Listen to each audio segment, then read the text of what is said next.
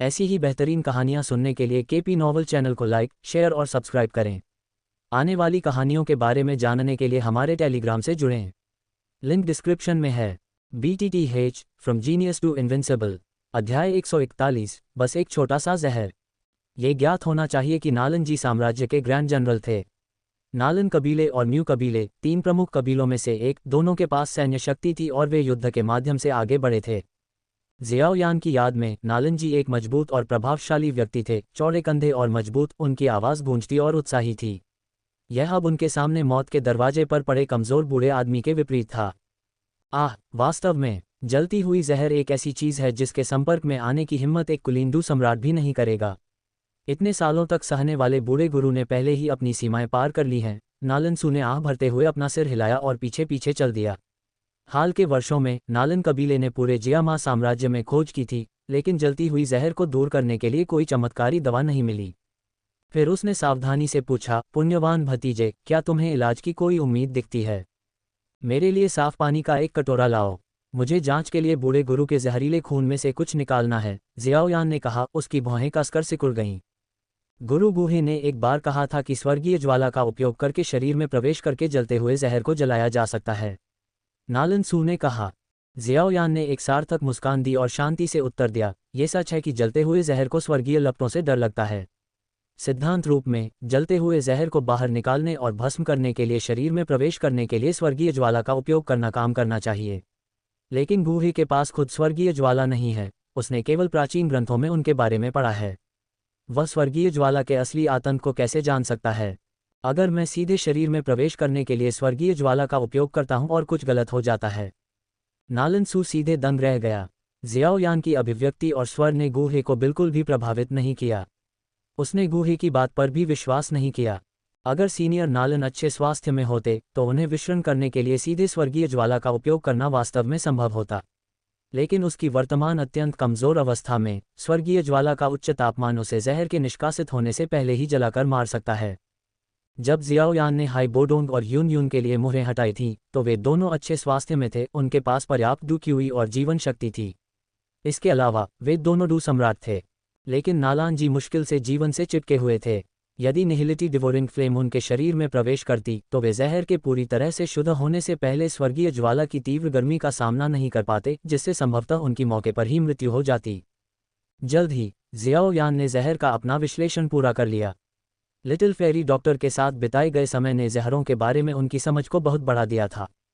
ये देखकर कि काली ज्वाला ने कितनी तेजी से जलते हुए जहर को पूरी तरह से निगल लिया, उसने बड़बड़ाया, ये जलता हुआ जहर वास्तव में इतना परेशान करने वाला नहीं है। NOWELL-BE-IN.C ओम। विस्मयादिबोधक चिन्ह, विस्मयादिबोधक चिन्ह, विस्मयादिबोधक चिन्ह, विस्मयादिबोधक चिन्ह, विस्मयादिबोधक चिन्ह। जलता हुआ जहर परेशानी वाली बात नहीं है। ज़ियाओयान ने अपनी स्टोरेज रिंग से आइस स्पिरिट कोल्ड फाउंटेन का एक छोटा कप निकाला और कहा, पहले पुराने मास्टर को जगाते हैं। इस ice spirit cold spring fountain को पीने से एक निश्चित स्तर की सुरक्षा मिल सकती है। आइस स्पिरिट कोल्ड फाउंटेन, मैंने सुना है कि इसे प्राप्त करना बेहद मुश्किल है और इसकी कीमत बहुत ज़्यादा है। नालन सू ने सफ़ेद धुंध छोड़ने वाले जेड कप को देखा। ये वास्तव में आइस स्पिरिट कोल्ड फाउंटेन था। ठीक है, इसे प्राप्त करना इतना मुश्किल नहीं है, ये भाग्य पर निर्भर करता है। नालन जी की आंखें धीरे धीरे खुलीं। धुंधली दृष्टि से उसने ज़ियाओयान की आकृति को पहचाना और बड़ी मुश्किल से कहा, क्या ये तुम हो? लिटिल यान, बहुत दिनों से नहीं मिले पुराने मास्टर। मैं यहाँ आपको जलते हुए जहर को हटाने में मदद करने के लिए हूँ। कृपया पहले यह हाई स्पिरिट कोल्ड फाउंटेन पी लो, फिर मैं अपनी स्वर्गीय ज्वाला का उपयोग करके तुम्हारे शरीर से जहर को पूरी तरह से खत्म कर दूंगा। ज़ियाओयान जानता था कि समय की कमी थी। उसने बिना किसी देरी के जेड कप को नालन जी को सौंप दिया। नालन जी ने ज़ियाओयान को देखा, लेकिन तुरंत पीने के बजाय उसने आह भरी और कहा, यानरान ने ऐसा अनैतिक काम किया है, फिर भी तुम कोई शिकायत नहीं रखते और मुझे विषमुक्त करने में मदद करने आए हो। मैं भाई जियो लिन के सामने वास्तव में शर्मिंदा महसूस करता हूँ। मैं उसकी परवरिश में विफल होने के लिए केवल खुद को दोषी ठहरा सकता हूँ। ज़ियाओयान ने नालन जी के कंधे को थपथपाया और उसे सांत्वना दी, कृपया चिंता न करें बूढ़े गुरु। जियामा पवित्र शहर में आने से पहले मेरे पिता ने मुझे पहले ही बता दिया था कि उन्होंने उस समय जो कुछ हुआ उसे दिल पर नहीं लिया। इसके अलावा यानरान को पहले ही उसकी उचित सजा मिल चुकी है। आह भरते हुए नालन जी ने थोड़ा सिर हिलाया और फिर एक ही घूंट में ice spirit cold fountain P लिया। तुरंत उसके पूरे शरीर में ठंड फैल गई, जिससे उसके कपड़े सख्त हो गए। चाचा नालन, कृपया सभी को थोड़ा पीछे हटने के लिए कहें।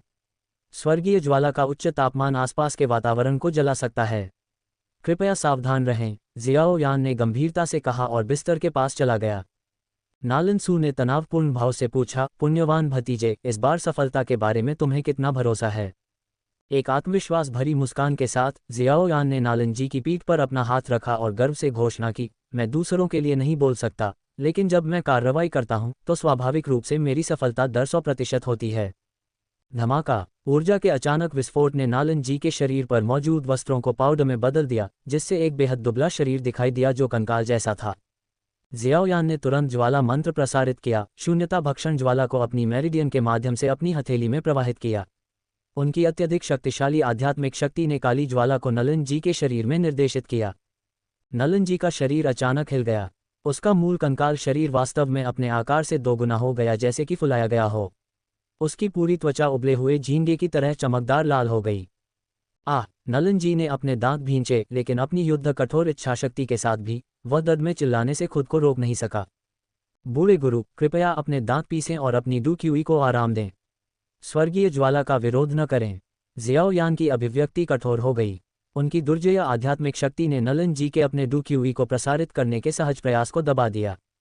धीरे धीरे नलन जी ने अपना प्रतिरोध बंद कर दिया और अपनी डूक्यूई को वापस अपने क्यूई चक्रवात में वापस ले लिया। जलता हुआ जहर हाई बोडोन की सील से कुछ अलग था। सील सिर्फ मेरिडियन नोड्स को ब्लॉक कर सकती थी और डूक्यूई के प्रवाह को प्रतिबंधित कर सकती थी। हालांकि जलता हुआ जहर हर जगह घुस सकता था, चाहे मेरिडियन, आंतरिक अंग, मांस, हड्डियां या यहां तक कि त्वचा भी इस कपटी जहर से दूषित हो सकती थी। इसलिए जियाओ यान को नलन जी के पूरे शरीर में निहिलिटी डिवोरिंग फ्लेम को निर्देशित करने की जरूरत थी ताकि जहर को पूरी तरह से खत्म किया जा सके, कोई भी जगह अछूती न रहे, क्योंकि ज्वाला ने इसके सभी निशानों को भस्म कर दिया। निहिलिटी डिवोरिंग फ्लेम के भयानक उच्च तापमान के कारण नलन जी के चेहरे पर पसीने की बूंदें बन गईं। उसके मुरझाए हुए हाथ कसकर जकड़े हुए थे, उसकी भुजाओं पर नीली नसें उभरी हुई थीं। वूश, पूरा बिस्तर अचानक आग की लपटों में घिर गया। कोई केवल कल्पना कर सकता था कि नलन जी के शरीर का तापमान बिस्तर को जलाने में सक्षम होने के लिए कितना अधिक बढ़ गया था। तो यह एक स्वर्गीय ज्वाला है।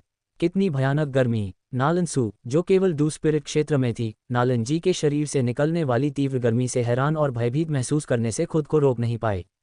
स्वर्गीय ज्वाला की भयावह प्रकृति जियाओ यान की असाधारण प्रतिभा और क्षमताओं के साथ मिलकर नालन सू को प्रशंसा से भर दिया। हालांकि नालन सू एक 8 सितारा डू स्पिरिट था जो 9 सितारा चरण तक पहुंचने के करीब था और मो चेंग जैसे किसी को आसानी से हरा सकता था, उसे लगा कि वह जियाओ यान पर विजय प्राप्त करने में सक्षम नहीं हो सकता है, जिसके पास एक स्वर्गीय ज्वाला थी। यानरान फिर से खुद को अपमानित करने की संभावना है।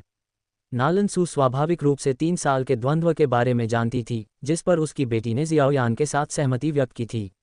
लेकिन अब स्थिति को देखते हुए, जब तक कि नालन यानरान के पास अपनी आस्तीन में कोई शक्तिशाली तुरुप का पत्ता नहीं होता, उसे एक बार फिर से हारना तय था। लगभग 20 मिनट के बाद जियाओ यान ने आखिरकार सभी काली लपटों को वापस खींच लिया। नालन जी का शरीर एक पंचर गुब्बारे की तरह सिकुड़ गया। उसके छिद्रों ने तेजी से गर्मी छोड़ी, जिससे उसका शरीर अपनी मूल स्थिति में लौट आया और वह सांस लेने के लिए हौंफने लगा। पानी देने से पहले उसके शरीर का तापमान सामान्य होने तक प्रतीक्षा करें।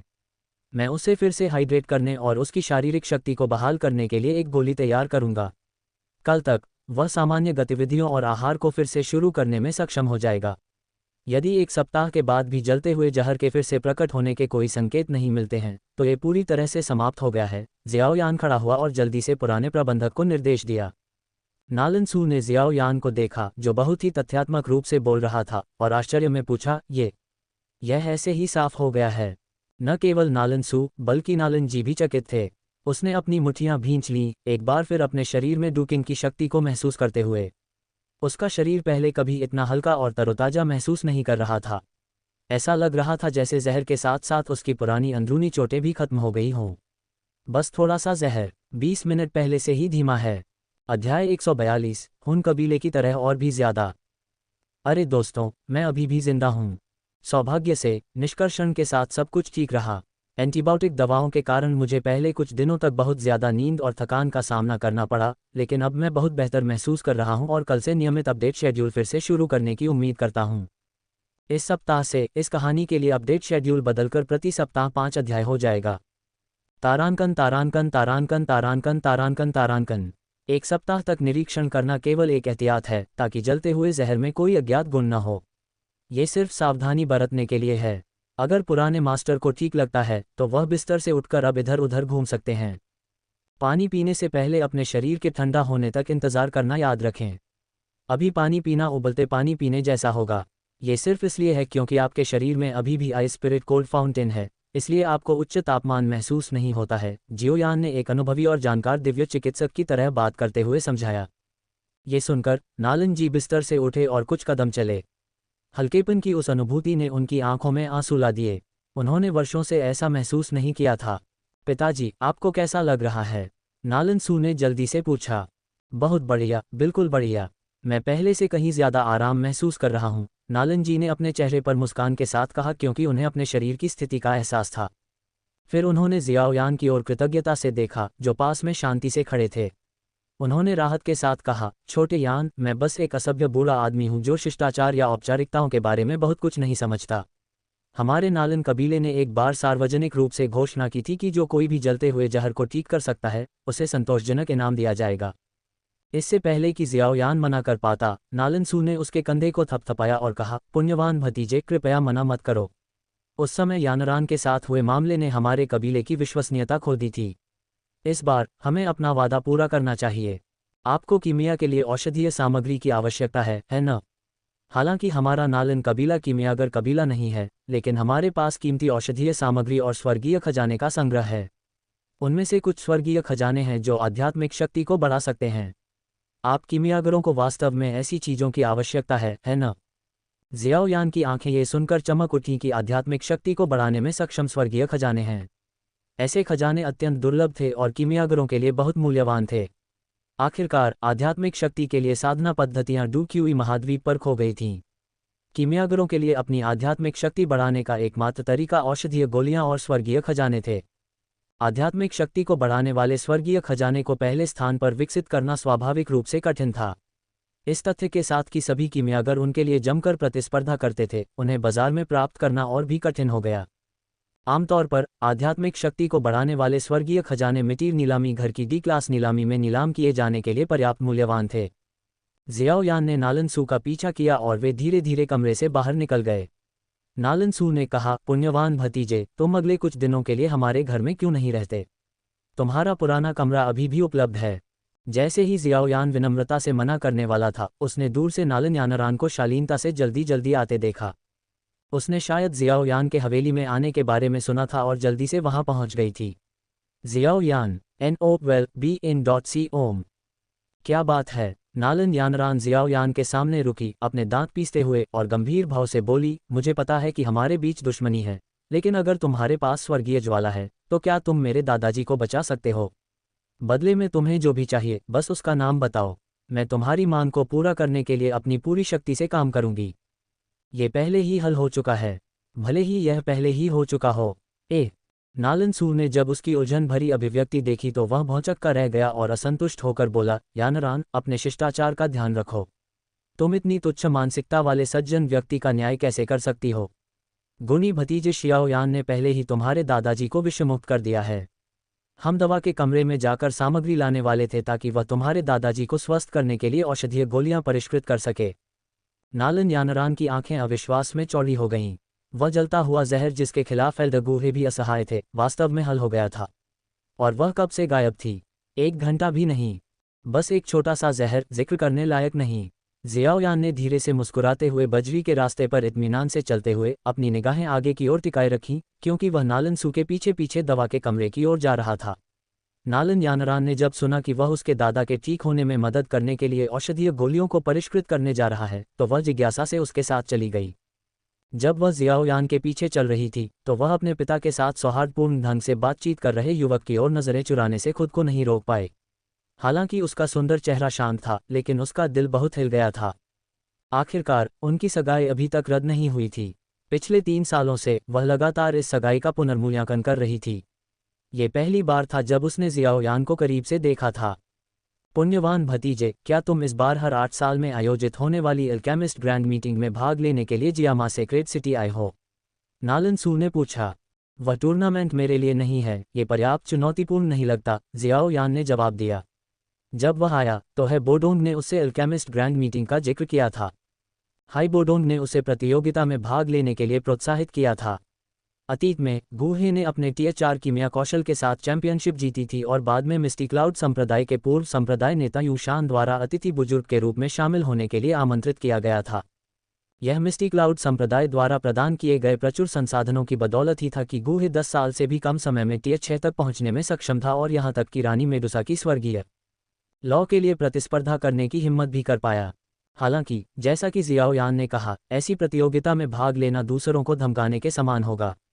वह पहले से ही टीएच4 के शिखर पर था, टीएच5 तक पहुंचने की कगार पर था और उसकी आध्यात्मिक शक्ति नश्वर अवस्था के अंतिम चरण तक पहुंच गई थी। उसके 3 प्रकार की स्वर्गीय लपटों का तो कहना ही क्या।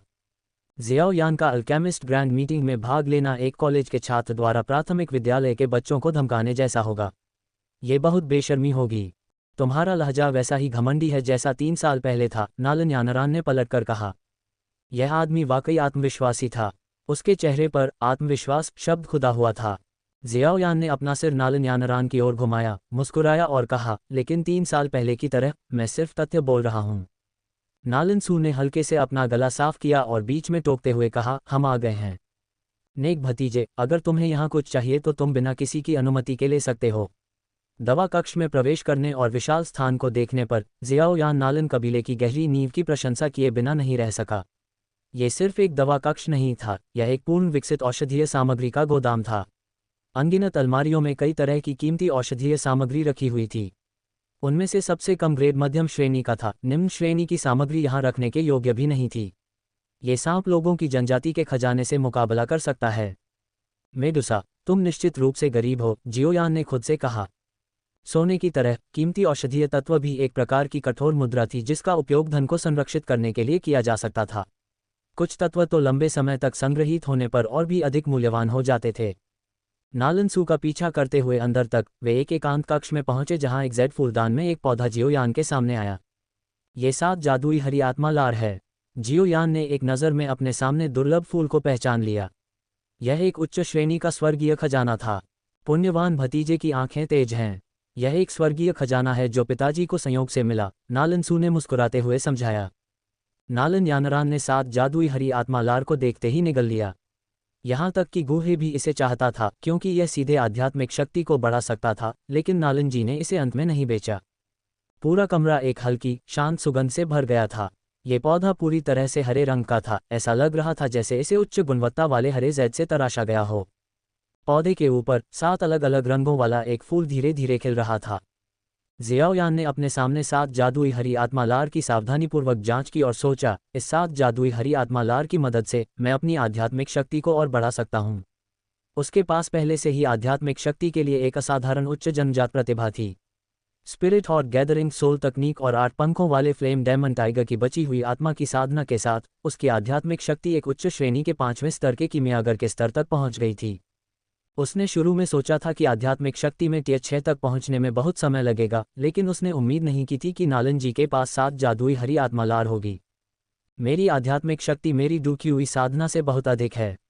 मैं वास्तव में हुन कबीले के किसी व्यक्ति की तरह बनता जा रहा हूँ। जियोयान अपनी डूकी साधना और आध्यात्मिक शक्ति के बीच भारी असमानता का मजाक उड़ाने से खुद को नहीं रोक सका।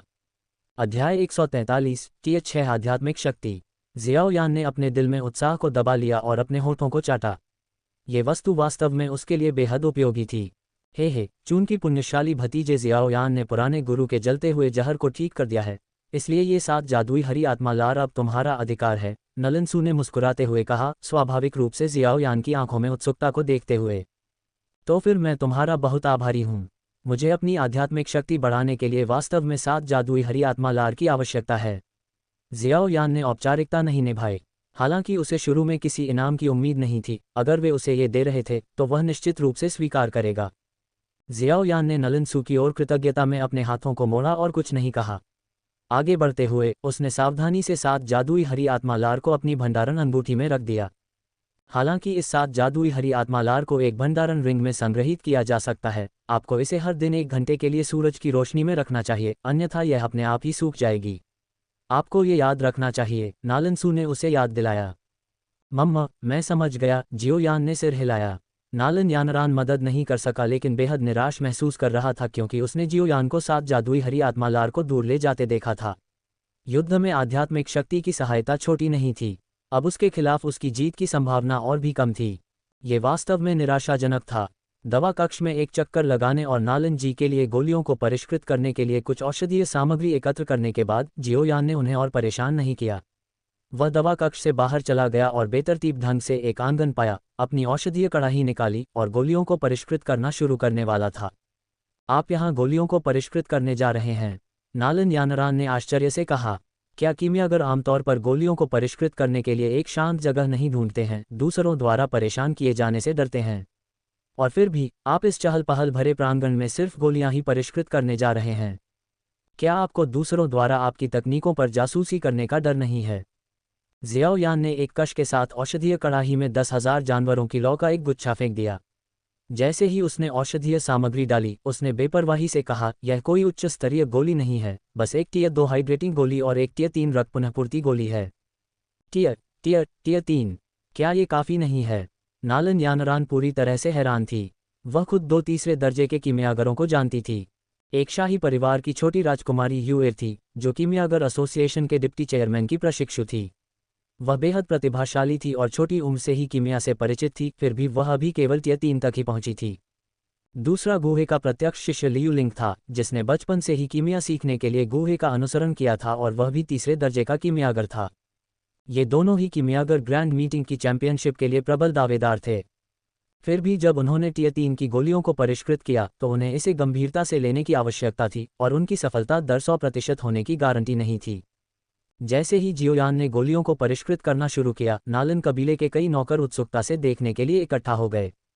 हाँ, मास्टर और यंग मिस दोनों यहाँ हैं। वाह, वह सुंदर आदमी कौन है?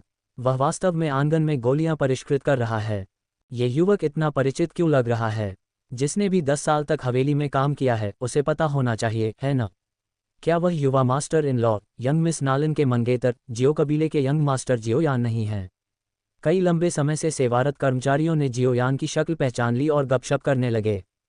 कुछ नौकरों को जियो यान को युवा मास्टर इन लॉ कहते हुए सुनकर नालन यानरान को तुरंत अजीब और असहज महसूस हुआ। क्या बात है, अपना मन बदलने में अभी देर नहीं हुई है, नालन सू ने अपनी बेटी के हाव भाव पर नजर डालते हुए चिढ़ाते हुए कहा। सगाई ऐसी चीज है जिसके लिए मैं कभी राजी नहीं होऊंगा और मैं उससे हारूंगा नहीं, नालन यानरान ने नालन सू को घूरते हुए कहा और गोलियां बनाते समय जियाओ यान की पीठ की ओर देखते हुए दृढ़ता से कहा। आह भरने के अलावा नालन सू के पास कहने के लिए और कुछ नहीं था।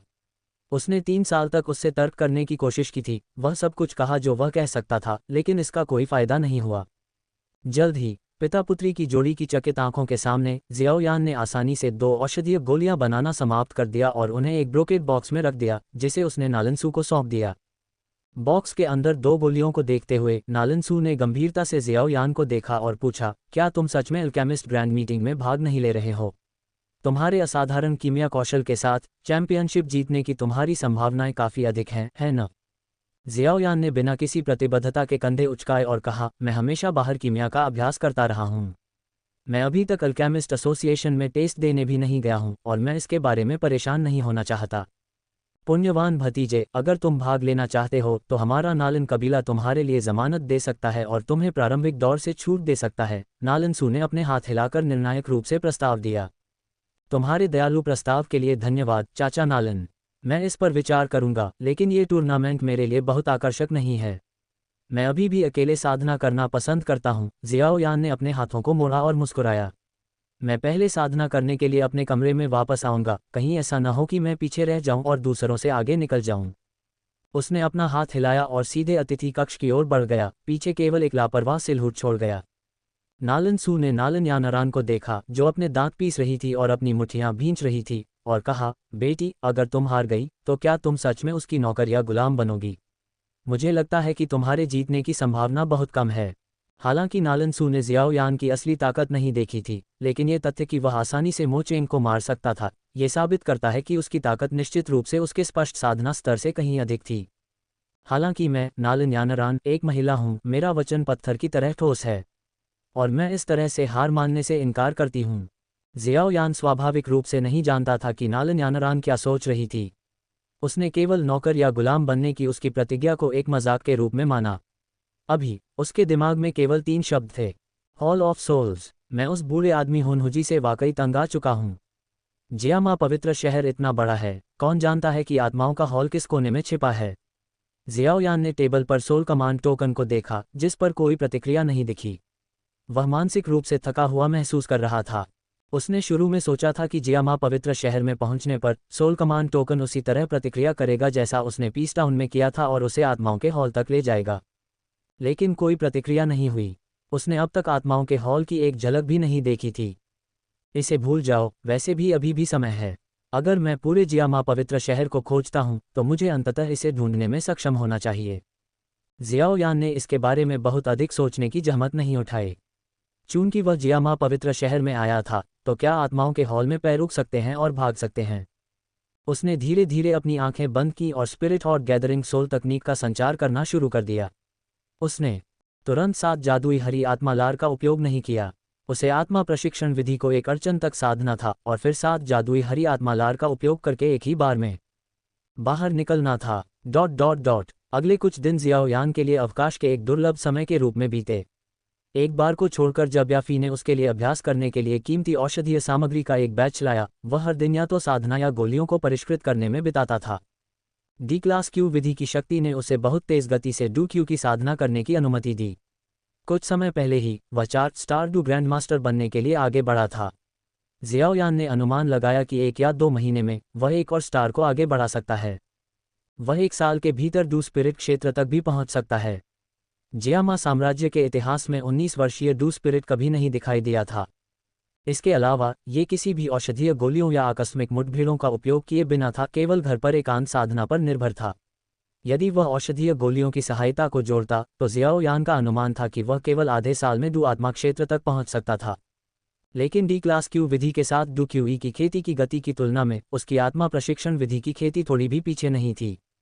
ये समय है। जियाओयान ने अपने दिमाग को शांत किया और ब्लैक डायमंड कैल्ड्रॉन और 7 जादुई हरी आत्मा लार को बाहर निकाला। बिना किसी हिचकिचाहट के उसने 7 जादुई हरी आत्मा लार को ब्लैक डायमंड कैल्ड्रॉन में फेंक दिया। फिर उसने अपनी 3 तरह की स्वर्गीय लपटों से बनी स्वर्गीय ज्वाला को भेजा। विलय की गई स्वर्गीय ज्वाला के भयानक तापमान ने 7 जादुई हरी आत्मा लार को तेजी से पिघला दिया। 7 जादुई हरी आत्मा लार को मात्र औषधीय घटक के बजाय एक स्वर्गीय खजाना माना जाता था, क्योंकि इसके औषधीय प्रभाव अकेले ही औषधीय गोलियों के बराबर थे। मूल रूप से औषधीय गोलियां निम्न श्रेणी के औषधीय अवयवों को उत्प्रेरित, विलय और परिष्कृत करके बनाई जाती थीं ताकि गोली को स्वर्गीय खजाने की प्रभावकारिता प्रदान की जा सके। लेकिन 7 जादुई हरी आत्मा लार अपने आप में एक स्वर्गीय खजाना थी। यहाँ तक कि दुर्लभ स्वर्गीय खजाने भी विलय की गई स्वर्गीय ज्वाला के प्रगलन का सामना नहीं कर सकते थे। कुछ ही समय में हरे आध्यात्मिक तरल का एक गोला निकाला गया। जियाओयान ने अपने होठों को थोड़ा सा खोला और विलीन स्वर्गीय ज्वाला द्वारा लिपटे हरे आध्यात्मिक तरल को अपने मुंह में चूसा। एक तीव्र अनुभूति सीधे उसके मन की गहराई में चली गई। जियाओयान ने तेजी से स्पिरिट और गैदरिंग सोल तकनीक को प्रसारित करना शुरू कर दिया और उसकी आध्यात्मिक शक्ति की धारणा के तहत उसके डेंटियन में हरे आध्यात्मिक प्रकाश का एक बड़ा द्रव्यमान संघनित हो गया। जैसे ही स्पिरिट और गैदरिंग सोल तकनीक प्रसारित हुई, हरे आध्यात्मिक प्रकाश का वह बड़ा द्रव्यमान आत्मा प्रशिक्षण विधि के प्रवाह का अनुसरण करता हुआ उसकी आत्मा में विलीन हो गया। अंत में जियाओयान द्वारा 9 बार आत्मा प्रशिक्षण विधि प्रसारित करने के बाद हरा आध्यात्मिक प्रकाश पूरी तरह से अवशोषित हो गया। अनजाने में उसकी आध्यात्मिक शक्ति पहले से ही 6 स्तरीय कीमियागर के स्तर तक बढ़ गई थी। उसने धीरे धीरे अपनी आंखें खोलीं। उसकी भयानक आध्यात्मिक धारणा चरम पर फैल गई। एक स्तर तक बढ़ने के बाद उसकी आध्यात्मिक धारणा की सीमा वास्तव में 10 गुना बढ़ गई थी। पूरा नालन हवेली उसकी धारणा के भीतर था और वह सड़कों को भी स्पष्ट रूप से देख सकता था। बूढ़ा लिंग, क्या वह पहले ही वापस नहीं आ गया था? अध्याय 144, रहस्यमय काला टुकड़ा। जियाओयान ने अपनी बढ़ी हुई आध्यात्मिक समझ से एक संदिग्ध लेकिन परिचित आकृति का पता लगाया। अगर उसकी आध्यात्मिक शक्ति दूसरे स्तर पर आगे नहीं बढ़ती तो दूरी और आकृति की छिपने की क्षमताओं को देखते हुए वह उसका पता नहीं लगा पाता। असहाय होकर अपना सिर हिलाते हुए जियाओयान ने चुपचाप खिड़की खोली, अपने ईगल विंग्स को खोला, खुद को आध्यात्मिक शक्ति से ढक लिया ताकि किसी को पता न चले और चुपचाप हवा में उड़ गया।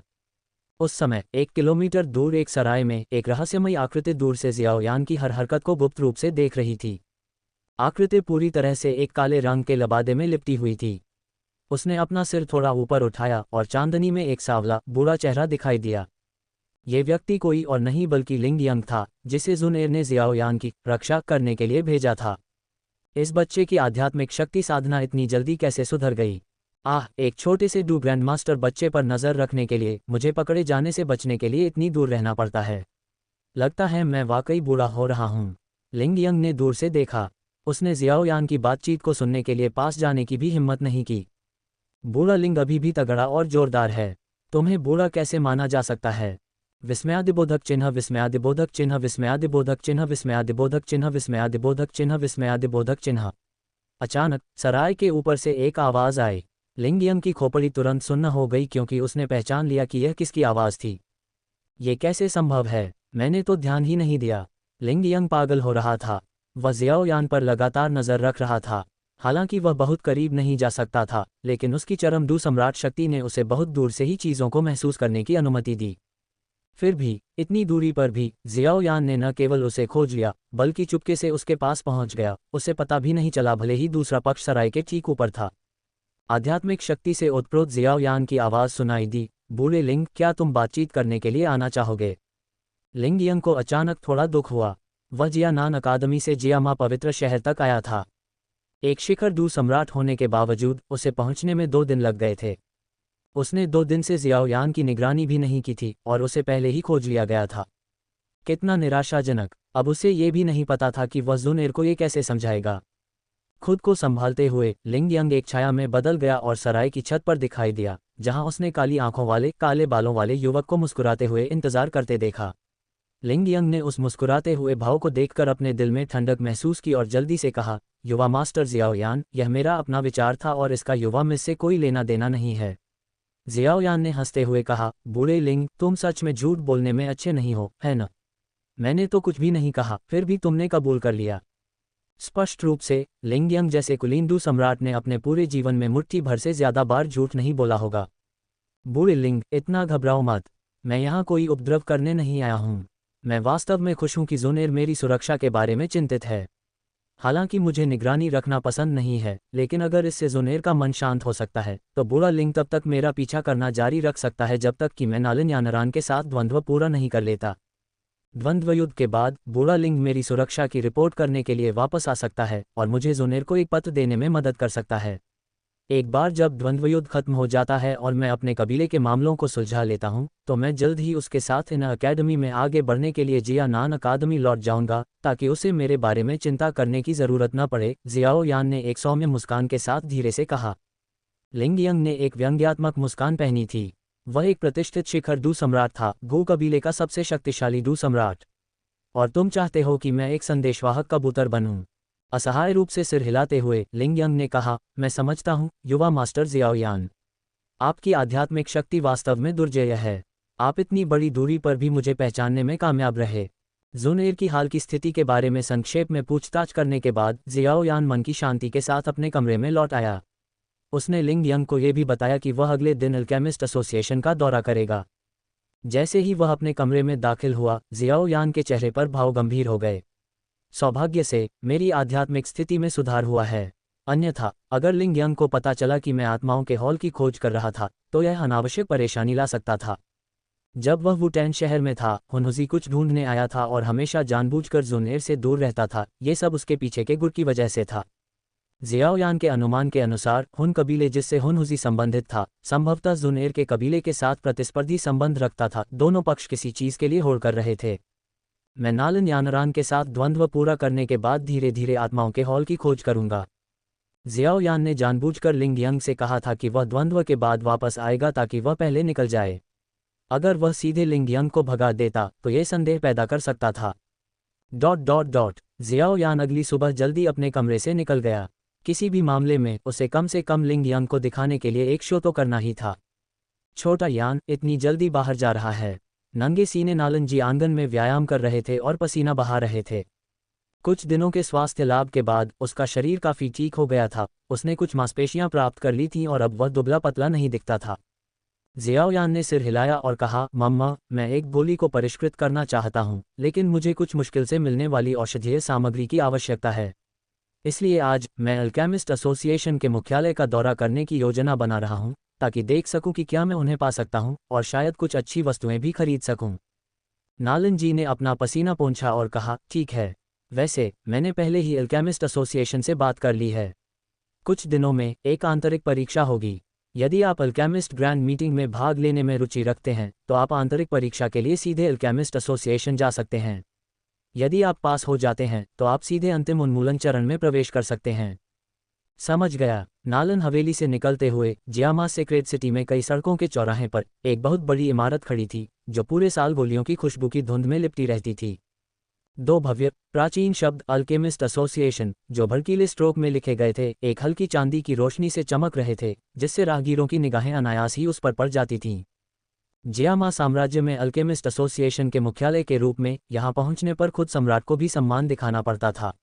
आखिरकार इस इमारत के निवासियों द्वारा इस्तेमाल की जाने वाली शक्ति पूरे साम्राज्य को हिला देने के लिए पर्याप्त थी। वे डूक्यूई महाद्वीप के सबसे प्रतिष्ठित पेशे से संबंधित थे। अल्केमिस्ट, जो आम दिनों में शायद ही कभी देखे जाते थे, यहाँ हर जगह पाए जा सकते थे। विभिन्न रंगों के उनके वस्त्र गर्व से उनके स्तरों की घोषणा करते थे। जियाओयान ने कई चौथे स्तरीय कीमियागरों को उनके प्रशिक्षुओं के साथ भी देखा, हालांकि इनमें से प्रत्येक चौथे स्तरीय कीमियागर एक सफ़ेद बालों वाला बुजुर्ग था। सौभाग्य से अल्केमिस्ट एसोसिएशन सिर्फ कीमियागरों के लिए एक सभा स्थल नहीं था, यह एक बाजार भी था जहां कीमियागर अपनी दुकानें लगाते थे ताकि गोलियों की ज़रूरत वाले आम लोग खरीदारी करने के लिए अंदर जा सकें।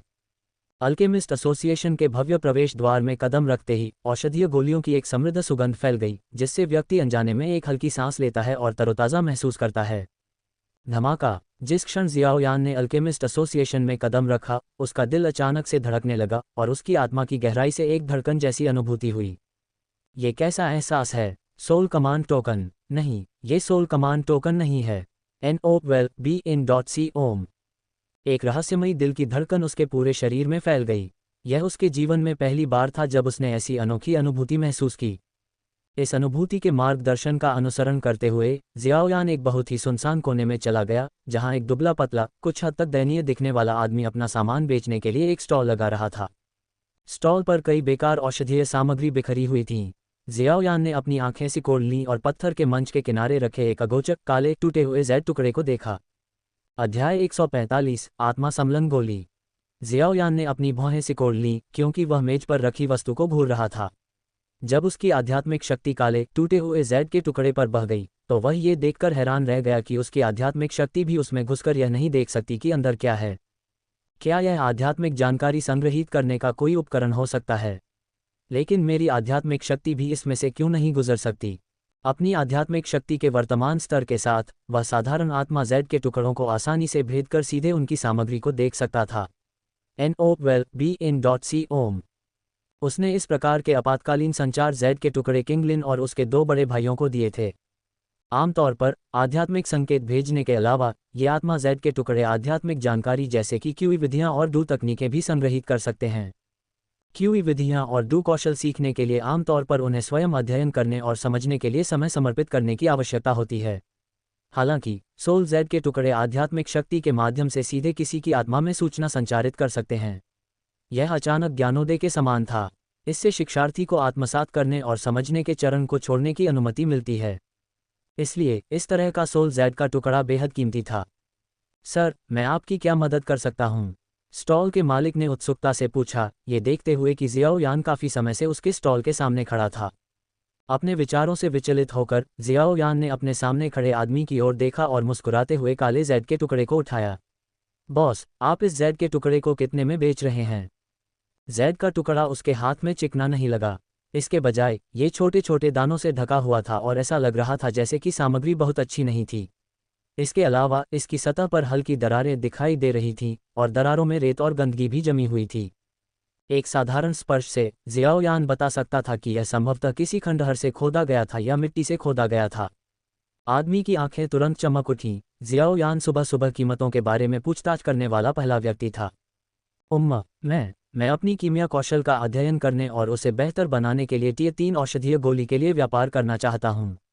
कीमिया में मेरी प्रतिभा बहुत अच्छी नहीं है। इतने सालों तक अभ्यास करने के बावजूद मैं अभी भी सिर्फ एक कीमिया प्रशिक्षु हूँ, आदमी ने शर्मिंदगी भरी हंसी के साथ कहा। जियाओयान ने थोड़ा मुस्कुराया और अपनी स्टोरेज रिंग से 3 गोलियां निकालीं। यहाँ 3 प्रकार की औषधीय गोलियां हैं, सभी चोटों को ठीक करने के लिए हैं। वे 1 टिया 1 ब्लड क्लॉटिंग पाउडर, 1 टिया 2 बॉडी रिकवरी पिल और 1 टिया 3 महीना ब्लड रिप्लेनिशिंग पिल हैं। यह आपके अध्ययन और सीखने के लिए पर्याप्त होना चाहिए, है न? जियाओयान के उदार प्रस्ताव को देखते ही स्टॉल मालिक तुरंत अपने पैरों पर खड़ा हो गया। उसने सावधानी से औषधीय गोलियां 3 लकड़ी के बक्सों में रखीं और आश्चर्य से जियाओयान को देखा। सर, क्या आप तीसरे दर्जे के कीमियागर हो सकते हैं? जियाओयान ने ज्यादा कुछ नहीं कहा। चून की लेन देन पूरा हो चुका था, इसलिए उसे रुकने की कोई ज़रूरत नहीं थी। जब वह चला गया तो जियाओयान ने अपने हाथ में जैड के टुकड़े पर विचार किया। कोई आश्चर्य नहीं कि यहाँ के किसी भी कीमियागर ने इस आत्मा जैड के टुकड़े की खोज नहीं की। आध्यात्मिक शक्ति का उपयोग करके इसकी जांच करने से कोई यह सोचेगा कि यह काले जैड का एक साधारण टुकड़ा है। आध्यात्मिक शक्ति से जांच करने पर साधारण आत्मा उपकरण प्रतिक्रिया प्रदान करते हैं, लेकिन ये काला जैड टुकड़ा बिना किसी प्रतिक्रिया के एक साधारण जैड पेंडेंट की तरह ही महसूस हुआ। अभी वह कैसा एहसास था और यह क्यों गायब हो गया? जेड पेंडेंट को कसकर पकड़ते हुए उसने देखा कि अल्केमिस्ट एसोसिएशन में प्रवेश करते समय उसे जो अजीब सी धड़कन महसूस हुई थी वह अब गायब हो गई थी। जियाओयान को जेड के टुकड़े के भीतर से हल्की गर्मी महसूस हो रही थी, लेकिन उसे कोई और सुराग नहीं मिल पाया। हालांकि उसे जल्दी नहीं थी। काले जेड के टुकड़े को अपनी जेब में रखते हुए उसने फैसला किया कि उसे वापस आने के बाद इस वस्तु का ध्यानपूर्वक अध्ययन करना होगा। वह बाजार में टहलता रहा। उसकी आंखें जिज्ञासा से भरी हुई थीं क्योंकि वह कई दुर्लभ औषधीय सामग्री और अन्य वस्तुओं की जांच कर रहा था जिन्हें उसने पहले कभी नहीं देखा था। वह मूल रूप से कुछ खजाने खोजने और अल्केमिस्ट ग्रैंड मीटिंग के नियमों के बारे में अधिक जानने की उम्मीद में आया था। अल्केमिस्ट वास्तव में घमंडी होते हैं। रास्ते में मिलने वाले अधिकांश स्टॉल मालिकों का रवैया उदासीन था, यहाँ तक कि जब कोई कीमतों के बारे में पूछता था तो वे केवल बेपरवाही से एक संख्या बताते थे, ऐसा व्यवहार करते हुए जैसे उन्हें इस बात की परवाह नहीं थी कि कोई उनकी वस्तु खरीदता है या नहीं। यहाँ सोने के सिक्कों से खरीदारी नहीं की जाती थी। अधिकांश लेन देन औषधीय गोलियों या गोली के नुस्खों का उपयोग करके किए जाते थे। जियाओयान ने एक विशेष प्रकार के पीच ब्लॉसम फ्लेम के अग्नि बीज को देखा जो एमेथिस्ट विंग लान किंग के एमेथिस्ट फ्लेम के समान था, क्योंकि वे दोनों ही बीस्ट फ्लेम के प्रकार थे। अंततः इसे एक ठंडी और सुंदर युवती ने टिया 4 गोली के नुस्खे के लिए बदल दिया। जियाओयान ने अपना सिर हिलाया। उसे खरीदने लायक कोई अन्य वस्तु नहीं मिली थी। हालांकि यहाँ कई कीमती औषधीय तत्व थे, लेकिन उनमें से कोई भी वह नहीं था जिसकी उसे तलाश थी। बहुत बुरा है कि बिक्री के लिए कोई स्वर्गीय लपटें नहीं हैं। जियाओयान वास्तव में दिवास्वप्न देख रहा था, सोच रहा था कि उसे यहाँ खरीदने के लिए स्वर्गीय लपटें मिल सकती हैं। इधर उधर भटकने के बाद जियाओयान एसोसिएशन के रिसेप्शन डेस्क के पास गया और धीमी आवाज में पूछा, नमस्ते, मुझे अल्केमिस्ट ग्रैंड मीटिंग के नियमों की एक विस्तृत पुस्तिका चाहिए। सुंदर रिसेप्शनिस्ट ने जियाओयान की छाती पर नजर डाली और ये देखकर कि उसने अल्केमिस्ट बैज नहीं पहना था, तुरंत एक अधीर भाव प्रकट किया। उसने कहा, केवल आधिकारिक कीमियागर ही कीमियागर ग्रैंड मीटिंग में भाग ले सकते हैं। प्रशिक्षुओं को अनुमति नहीं है। जियाओयान ने असहाय होकर अपना सिर हिलाया और कहा, मैं एक कीमियागर हूं। तो मुझे अपना कीमियागर बैज दिखाओ। रिसेप्शनिस्ट ने उसकी ओर आंखें घुमाईं। कौन सा कीमियागर अपने बैज को अपनी पहचान और स्थिति के प्रतीक के रूप में नहीं मानता, चाहे वह नहाते समय भी इसे पहन सके? जियाओयान ने अपनी बाहें क्रॉस की और चिढ़े हुए लहजे में जवाब दिया, सभी कीमियागर बैज टिया को इतना महत्व नहीं देते। क्या ये सबूत पर्याप्त है? उसने एक उंगली आगे बढ़ाई और एक फुसफुसाहट के साथ उसकी उंगलियों के सिरे पर काली लौ की एक किरण दिखाई दी। रिसेप्शनिस्ट का चेहरा तब बदल गया जब उसने संघनित असली आग देखी। वह चौंक कर बोली, असली आग? क्या ये हो सकता है कि आप चौथे दर्जे के कीमियागर हैं? रिसेप्शनिस्ट के विस्मय को सुनकर कुछ कीमियागर उत्सुकता से इधर उधर देखने लगे। चौथे दर्जे का कीमियागर? कहाँ? तुम कह रहे हो कि यह 17 या 18 साल का लड़का चौथे दर्जे का कीमियागर है? तुम मजाक कर रहे हो। अगर तुम झूठ बोलने जा रहे हो तो कम से कम इसे और विश्वसनीय बनाओ। भले ही उसने अपनी मां के गर्भ में कीमिया का अभ्यास करना शुरू कर दिया हो, लेकिन उसका चौथे दर्जे का होना असंभव है। जियाओयान ने आगे कुछ भी समझाने की जहमत नहीं उठाई और मुस्कुराया। क्या मैं अभी हैंडबुक ले सकता हूँ? रिसेप्शनिस्ट की खूबसूरत आंखों में एक अजीब रंग चमक रहा था। चाहे जियाओयान सच में चौथे दर्जे का कीमियागर हो या नहीं, असली आग को संघनित करने में सक्षम होने का मतलब था कि उसका स्तर निश्चित रूप से कम नहीं था। जियाओयान ने हैंडबुक स्वीकार की और देखा कि उस पर एक पता लिखा था, साथ ही लिपस्टिक के किस का निशान भी था। अपने सामने बैठी लड़की के शर्मीले भाव को देखते हुए वह व्यंग्यात्मक ढंग से मुस्कुराया और अपना सिर हिलाया। अपनी काली लौ के एक झटके से उसने अल्केमिस्ट एसोसिएशन से बाहर निकलने की हिम्मत करने से पहले तेजी से निशान मिटा दिए। अगर ओल्ड लिंक को इस बात की भनक लग गई और यह बात जुनेर तक पहुंच गई तो उसे बहुत बड़ी कीमत चुकानी पड़ेगी। जैसे ही जियाओयान नालन हवेली में वापस गया, उसने पुस्तिका में नियमों को पढ़ा। अल्केमिस्ट ग्रैंड मीटिंग के नियम काफ़ी सरल थे। 30 वर्ष से कम आयु के अल्केमिस्ट भाग ले सकते थे। पहला राउंड प्रारंभिक चयन था, उसके बाद एलिमिनेशन मैचों का दूसरा राउंड था और तीसरा राउंड चैंपियन का निर्धारण करेगा। अल्केमिस्ट एसोसिएशन के मानद एल्डर बनने के अलावा चैंपियन को टियर 6 पिल रेसिपी स्पिरिट फ्यूजन पिल से पुरस्कृत किया जाएगा। स्पिरिट फ्यूजन पिल आत्मा को शरीर के साथ मिला सकती है, आध्यात्मिक शक्ति को तेजी से बहाल कर सकती है और यहाँ तक कि पिछली आत्मा की चोटों को भी ठीक कर सकती है। ये काफ़ी असाधारण गोली रेसिपी है जो आध्यात्मिक शक्ति को बहाल करने और आत्मा की क्षति की मरम्मत करने में सक्षम है। जैसे ही जियाओ यान इस गोली की रेसिपी प्राप्त करने के लिए प्रतियोगिता में भाग लेने के बारे में सोच रहा था, अचानक उसके दिमाग में एक ठंडी आवाज़ गूंजी। बेटा, मेरे लिए उस स्पिरिट फ्यूजन पिल रेसिपी को अपने हाथों में ले लो और मैं भविष्य में तुम्हारी जान बख्श दूंगा। अध्याय 146 स्काईफायर 3 रहस्यमय परिवर्तन। अचानक आकर्षक लेकिन ठंडी आवाज़ सुनकर जियाओ यान की आंखें घूम गईं। उसने जवाब दिया, मैं कहता हूँ रानी मेडुसा, साधना का मार्ग केवल लड़ाई और हत्या के बारे में नहीं है, इसमें पारस्परिक संबंध भी शामिल हैं। क्या आप रानी के रूप में इस तरह शासन करती हैं, हर मोड़ पर दूसरों को धमकाना? कोई आश्चर्य नहीं कि आपकी सांप लोग जनजाति गिरावट में है। अचानक उसके भंडारण की अंगूठी के भीतर हरे कमल से हत्या के इरादे की एक ठंडी लहर निकली। स्पष्ट रूप से जियाओ यान ने सांप लोग जनजाति की इस रानी को नाराज कर दिया था। रानी मेडुसा की बर्फीली हत्या के इरादे को भांपते हुए जियाओ यान बेफिक्र रहा। उसने चलते हुए कहा, मुझे धमकी मत दो। न केवल मैं ऐसा व्यक्ति नहीं हूं जो पहले स्थान पर धमकियों के आगे झुकता है, बल्कि अगर मैं होता भी तो आप मुझे डरा नहीं पाते। इस समय जियाओ यान का आत्मविश्वास आसमान छू रहा था। अपनी आध्यात्मिक शक्ति को 6 स्तरीय कीमियागर के स्तर तक पहुंचने के साथ अब उसे अभी तक पूरी तरह से ठीक नहीं हुई मेडुसा से और भी कम डर लगता था। मेडुसा को न केवल उस अज्ञात आत्मा अनुबंध को हल करने के लिए स्पिरिट फ्यूजन पिल की आवश्यकता थी, बल्कि इसलिए भी क्योंकि उसके विकास के दौरान जियाओ यान ने उसकी आत्मा को घायल कर दिया था। उसे ठीक होने के लिए स्पिरिट फ्यूजन पिल की आवश्यकता थी। उसकी आत्मा अभी भी घायल थी। आखिर उसे अब भी किस बात का डर था? मेडुसा की प्रतिक्रिया की कमी को देखकर जियाओ यान ने तुरंत अपने भीतर विचार किया, मेडुसा अभी भी कोर फायर लोड सीड को पचा रही है। ऐसा लगता है कि उसे वास्तव में इस स्पिरिट फ्यूजन पिल की आवश्यकता है। मैं शायद टियर 5 तक पहुंचने से बस एक बाल की दूरी पर हूं।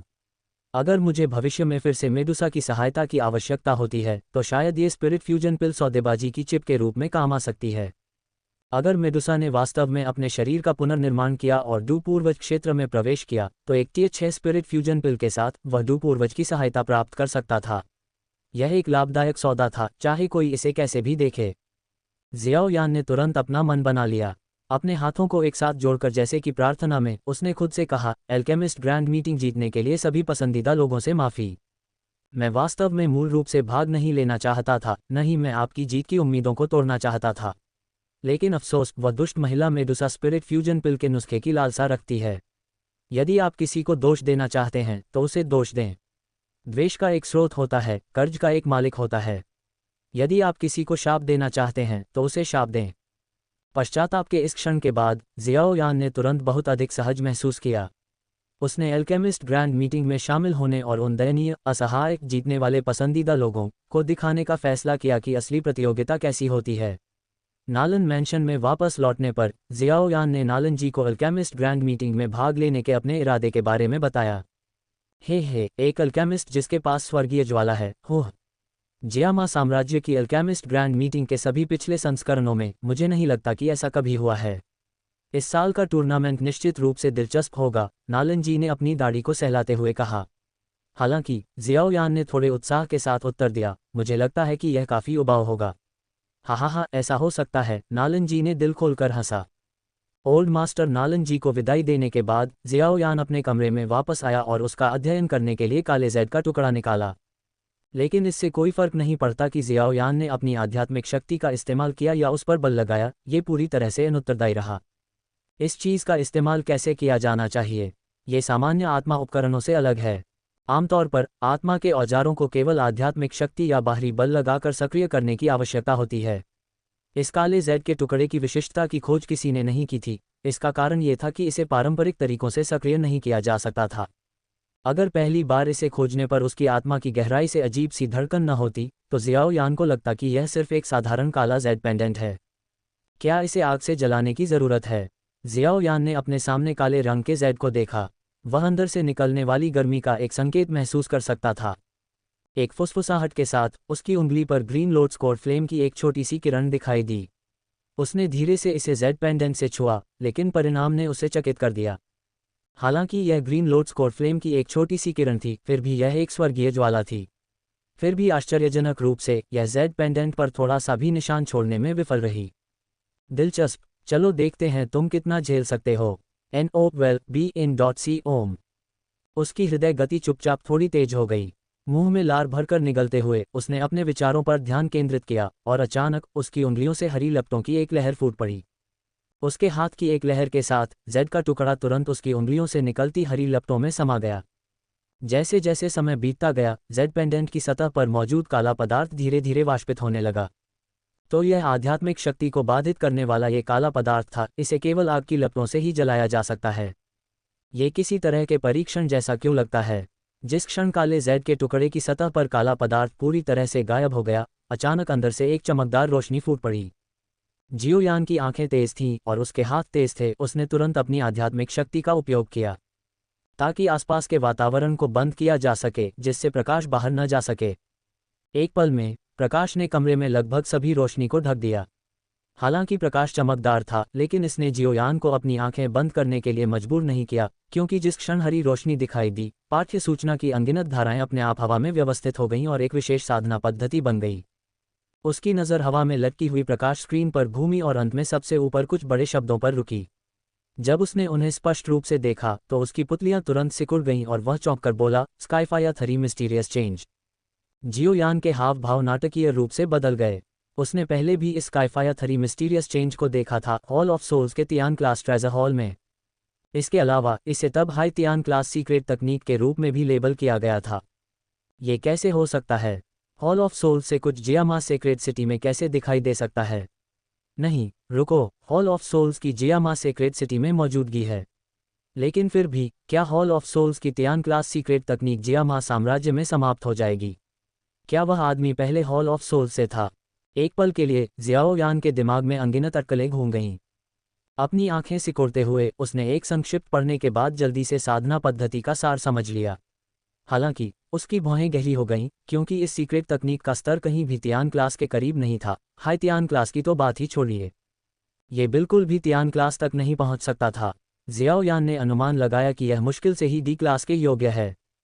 अधिकतम रहस्यमयी भंडारण रिंग में गुप्त तकनीकें भी थीं, लेकिन उनमें से कोई भी उसके उपयोग के लिए उपयुक्त नहीं थी।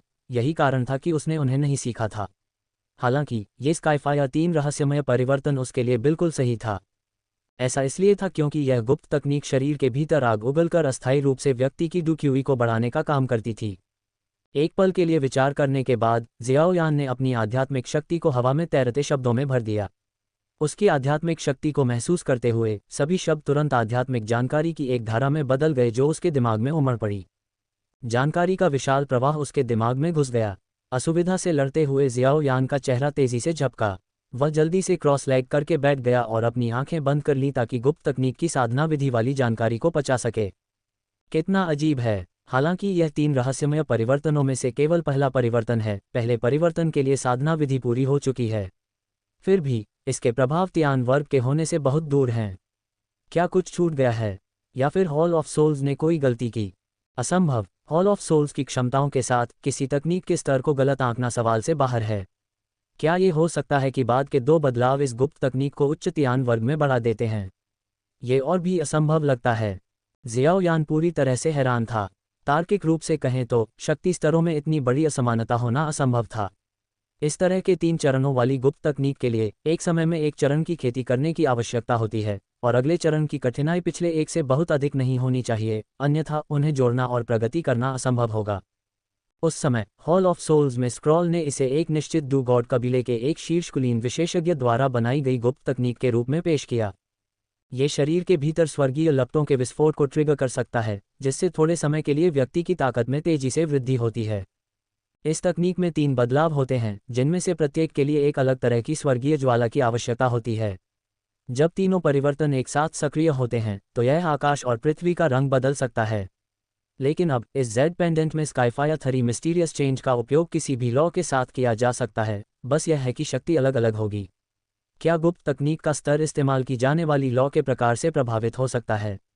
3 तरह की स्वर्गीय लपटों का उपयोग करके इसे उच्चतयान क्लास में ऊपर उठाया जा सकता है। क्या ये वाकई इतना आसान है? अध्याय 147 त्रासदी के लिए नियत। जियाओयान जानता था कि अलग अलग स्वर्गीय लपटें किसी के शरीर में एक साथ नहीं रह सकती। इसलिए जब तक किसी के पास ज्वाला मंत्र न हो, एक साथ 3 तरह की स्वर्गीय लपटों को रखने के लिए अकल्पनीय स्तर के अग्नि नियंत्रण की आवश्यकता होगी। हालांकि उसे अभी भी विश्वास नहीं था कि 3 तरह की स्वर्गीय लपटों के साथ इतनी दुर्जय अग्नि नियंत्रण क्षमताएं रखने पर भी स्काईफायर 3 मिस्टीरियस चेंज को हाइतियान क्लास में ऊपर उठाया जा सकता है। उसके निर्णय के अनुसार भले ही स्काईफायर 3 मिस्टीरियस चेंज पूरा हो गया हो, इस गुप्त तकनीक द्वारा उत्पन्न प्रभाव सबसे अच्छे रूप में केवल हाइडी क्लास तक ही पहुंचेंगे। कोई बात नहीं, ज़्यादा सोचने की ज़रूरत नहीं है। मेरे लिए उपयुक्त एक गुप्त तकनीक ढूंढ पाना पहले से ही एक बहुत बड़ी उपलब्धि है। मैं इन बातों पर बाद में विचार करूंगा। स्काईफायर 3 मिस्टीरियस चेंज को उसके लिए खास तौर पर बनाया गया कहा जा सकता है। इस गुप्त तकनीक की साधना के लिए शक्तिशाली लपटों और भयानक अग्नि नियंत्रण क्षमताओं की आवश्यकता थी, जिसमें जियाओयान अपनी स्वर्गीय लपटों और ज्वाला मंत्र के कारण बेजोड़ था। जल्द ही उसने इस गुप्त तकनीक का उपयोग करने की विधि समझ ली। अगर मैं सबसे शक्तिशाली green load score flame do QE का उपयोग करता हूं, तो मैं अस्थायी रूप से अपनी ताकत को 4 सितारों तक बढ़ा सकता हूं, 8 सितारा डू ग्रैंड मास्टर चरण तक पहुंच सकता हूं। अगर मैं मर्ज किए गए स्वर्गीय लॉ का उपयोग करता हूं, तो यह एक डू स्पिरिट के साधना स्तर के बराबर होना चाहिए। जियाओयान के पूरे शरीर पर हरे रंग की लपटें फूट पड़ीं, यहां तक कि उसकी आंखें भी हरे रंग की हो गईं। स्काईफायर 3 मिस्टीरियस चेंज ने न केवल उसकी डू क्यूई को मजबूत किया, बल्कि स्वर्गीय लपटों की शक्ति को भी चरम पर पहुंचा दिया। इसने जियाओयान को यह भ्रम दिया कि स्काईफायर 3 मिस्टीरियस चेंज विशेष रूप से स्वर्गीय लपटों के लिए डिज़ाइन किया गया था। स्वर्गीय लपटों से संबंधित एक डू तकनीक। एकमात्र समस्या ये थी कि इसके निष्पादन के दौरान उसके शरीर के मेरिडियन को फाड़ने वाला दर्द महसूस होगा, और एक बार गुप्त तकनीक समाप्त होने के बाद ये तीव्र दर्द और भी गंभीर हो जाएगा। यदि विलय की गई स्वर्गीय ज्वाला का उपयोग स्काईफायर 3 मिस्टीरियस चेंज को सक्रिय करने के लिए किया जाता है, तो दर्द और भी अधिक कष्टदायी होगा। स्वर्गीय ज्वाला को वापस लेते हुए जियाओयान ने दरवाज़ा खोला और बाहर निकल गया। उसने ताज़ी हवा की एक गहरी सांस ली और दर्द को कम करने के लिए अपने शरीर को फैलाया। बस थोड़ा सा प्रयोग इस स्तर के दर्द का कारण बनता है। अगर मैं वास्तव में इसे पूरी तरह से युद्ध में उतारता हूं, तो मुझे डर है कि यह सुखद नहीं होगा। भले ही 10,000 जानवरों की ज्वाला ने उसके शरीर को मजबूत किया था, फिर भी जियाओयान को दर्द का एहसास हुआ, जिसने दिखाया कि इस गुप्त तकनीक के दुष्प्रभाव कितने मजबूत थे। उसने अभी कुछ कदम उठाए थे जब उसकी नज़र अचानक 2 आकृतियों पर पड़ी, एक पुरुष और एक महिला जो धीरे धीरे आ रही थीं। वह सुंदर आकृति स्वाभाविक रूप से नालन यानरान थी। दूसरा एक आदमी था जो कीमियागर की पोशाक पहने हुए था और उस पर तीसरे दर्जे का कीमियागर बैज लटका हुआ था। वह आदमी काफ़ी युवा लग रहा था, लंबा और सीधा सादा। वह सिर्फ 20 साल का लग रहा था। उसके सुंदर चेहरे पर ऐसी रेखाएं थीं जो चाकू से उकेरी गई लग रही थीं, जो कुछ हद तक स्त्रीत्व का एहसास करा रही थीं। नालन यानरान ने भी कुछ ही दूरी पर जियाओयान को देखा और उसके कदम वहीं रुक गए। माहौल थोड़ा अजीब हो गया। जियाओयान ने अपनी नाक को छुआ। कुछ ही दूरी पर खड़ी महिला फिलहाल अभी भी उसकी मंगेतर थी। अब वह उसी उम्र के एक आदमी के साथ चल रही थी और वह उनसे टकरा गया था। ये दृश्य वाकई अजीब था। कुछ नौकरों ने ये सब देखा और अपना मुंह ढक लिया और भाग गए। ये कल्पना करना आसान था कि जल्द ही नालन हवेली में अफवाहों के विभिन्न संस्करण फैल जाएंगे। मैं बस ताज़ी हवा के लिए बाहर आया था। मेरा बुरा मत मानना, जियाओयान ने हल्की मुस्कान के साथ कहा। नालन यानरान ने अपने बगल में खड़े आदमी की ओर इशारा करते हुए कहा, यह मेरा दोस्त लियू लिंग है। वह भी एक कीमियागर है। वह दादाजी की हालत की जांच करने के लिए एल्डर गुहे के आदेश पर आया था। एल्डर गुहे उसके गुरु हैं। फिर नालन यानरान ने थोड़ी अजीब अभिव्यक्ति के साथ जियाओयान का परिचय लियू लिंग से कराया, और ये ओह, जियाओयान है। लियू लिंग, जिसके चेहरे पर पहले तो मुस्कान थी, जियाओयान का नाम सुनते ही उसकी आंखें सिकुड़ गईं। उसके चेहरे पर मुस्कुराहट गायब हो गई जब उसने उसे सिर से पैर तक देखा और कहा, तो तुम वही जियाओयान हो। ये स्पष्ट था कि लियू लिंग ने जियाओयान का नाम बहुत पहले ही सुन लिया था। जियाओयान मुस्कुराया और सिर हिलाया। मैं वही जियाओयान हूँ। मैं तुम्हारे लिए क्या कर सकता हूँ? लियू लिंग की मुस्कान फीकी पड़ गई जब वह जियाओयान के करीब गया। उसकी आंखों में वास्तव में युद्ध की मंशा का संकेत था। नमस्कार, मैं लियू लिंग हूँ। लियू लिंग ने जियाओयान की ओर अपना हाथ बढ़ाया। नमस्कार। जियाओयान ने अपना हाथ बढ़ाया और हाथ मिलाया। इतनी कम उम्र में तीसरे दर्जे के कीमियागर स्तर तक पहुंचने के लिए इसमें कोई संदेह नहीं था कि लियू लिंग की प्रतिभा उल्लेखनीय थी। बेशक यह इस बात पर निर्भर करता था कि उसकी तुलना किससे की जाती है। एक संदर्भ बिंदु की आवश्यकता थी।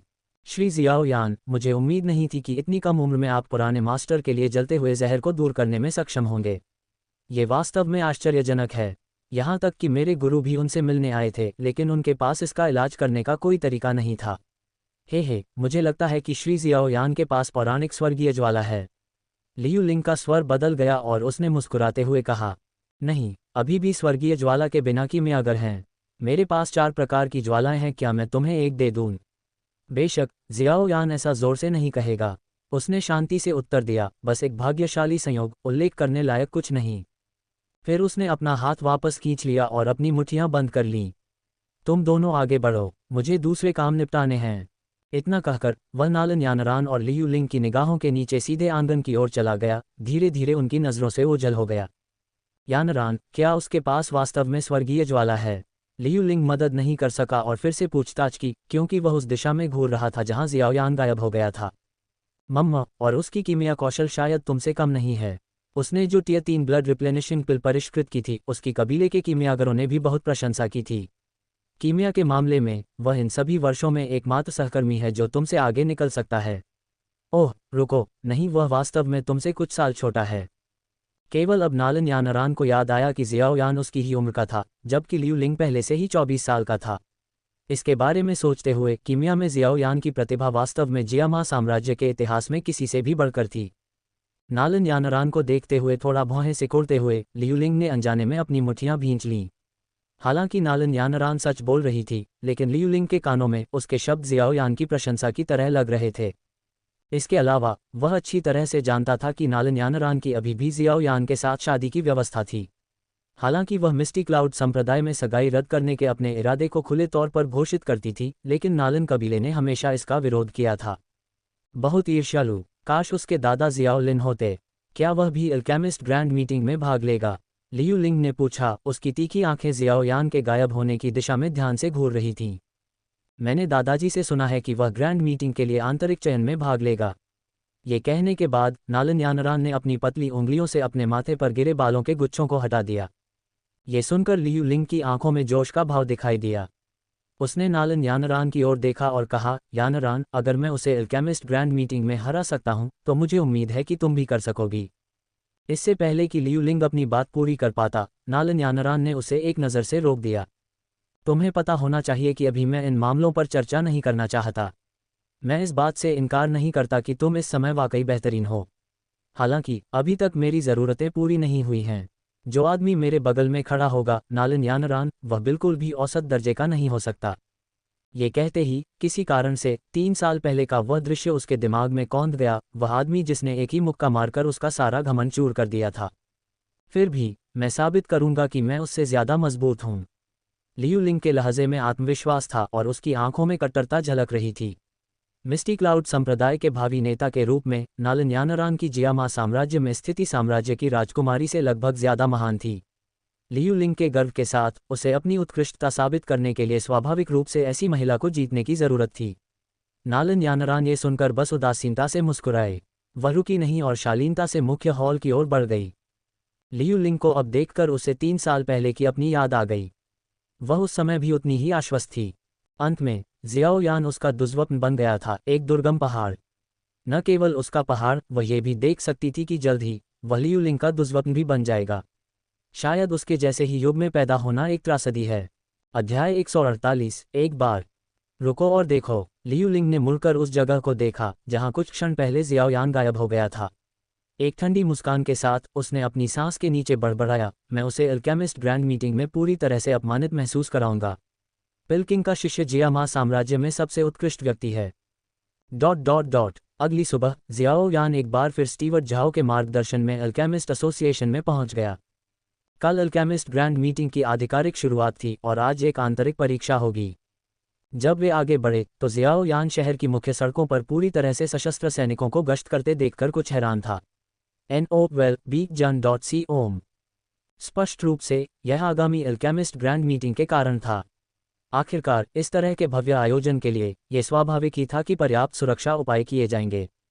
कई चौड़ी सड़कों को पार करने के बाद आखिरकार विशाल कीमियागर एसोसिएशन नज़र में आए।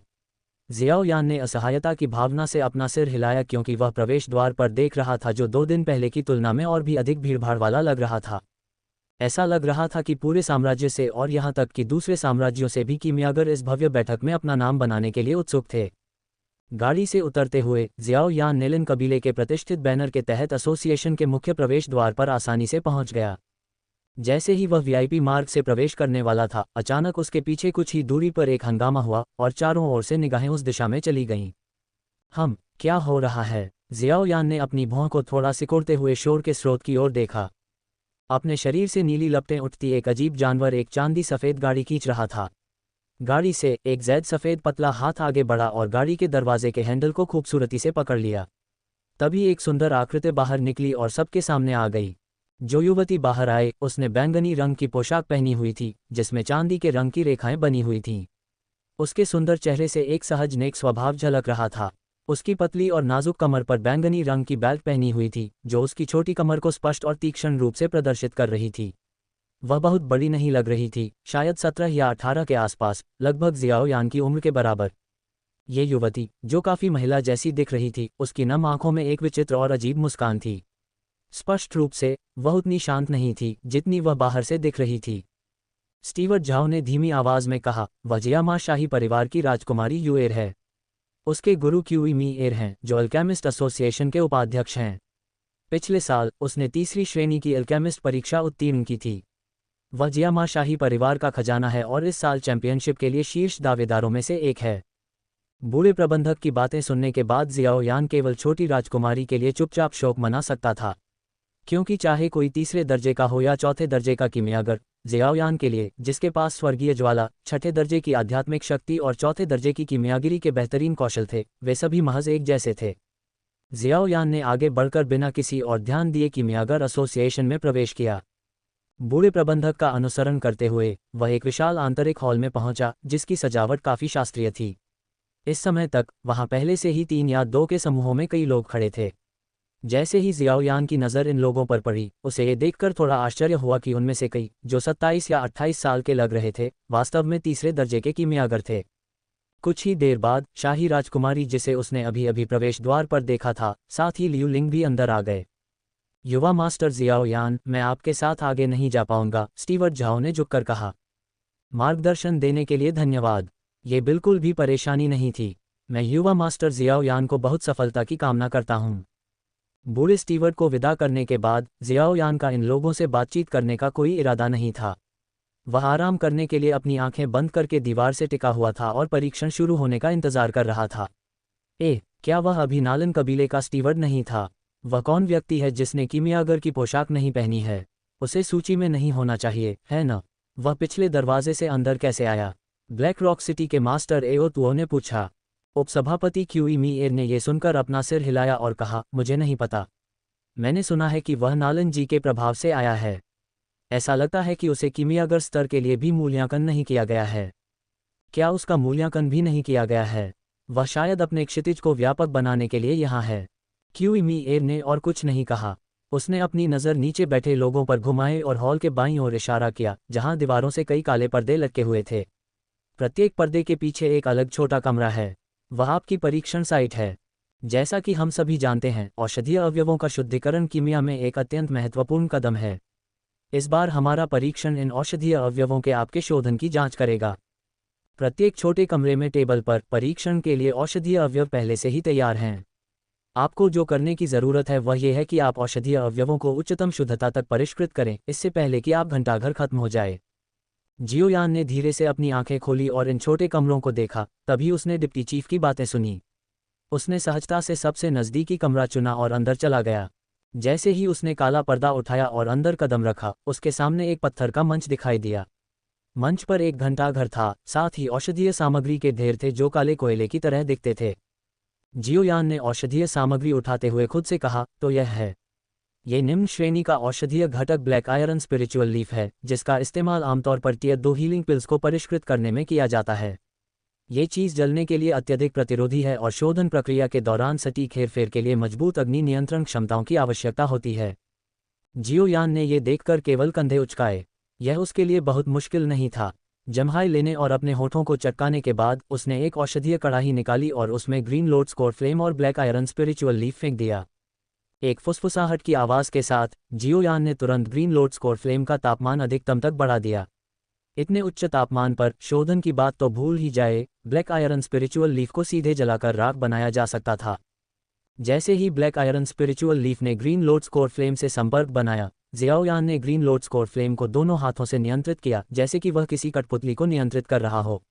ब्लैक आयरन स्पिरिचुअल लीफ के राख में बदलने से 1 सेकंड के 1000वें हिस्से में विघटित ब्लैक आयरन स्पिरिचुअल लीफ के माध्यम से हरी लपटों की लपटें तेजी से फैलीं।